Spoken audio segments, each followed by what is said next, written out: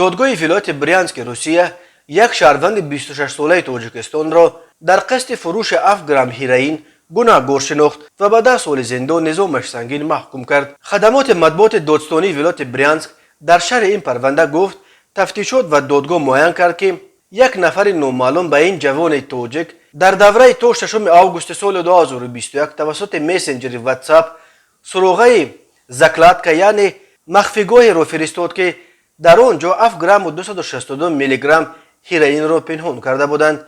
شهروند تاجیکستان مواد مخدر به دست آورده‌اش را در بسته‌های خردتر جابجا کرده در 4 مخفیگاه در منطقه‌های گوناگون ناحیه بیژتسک پنهان کرد، ولی او قصد فروش مواد مخدر را به آخر نرساند و از طرف پلیس دستگیر شد.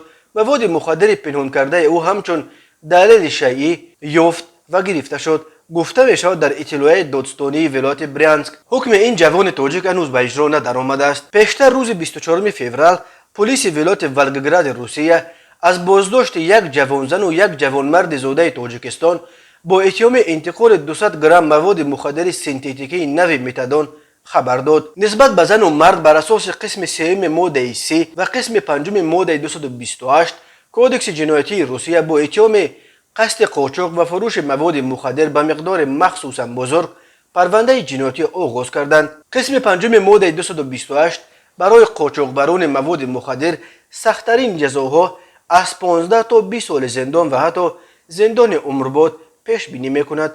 تاجیکستان که با افغانستان منبع اساسی تولید هیروئین، افیون و حشیش دنیا 1425 کیلومتر مرز مشترک دارد، در سالهای اخیر به یک مسیر عمده قاچاق مواد مخدر افغانی تبدیل یافته است. یک قسم اعظم این مواد مخدر از جانب قاچاقبران با استفاده از قلمرو ازبکستان به بازارهای سیاه شمال سیاره اساساً به روسیه و قزاقستان انتقال داده می شود. در حال حاضر بیش از 7000 نفر از زادگان تاجیکستان در روسیه در محبس یا بازداشتگاه‌ها در پس پنجره قرار دارند.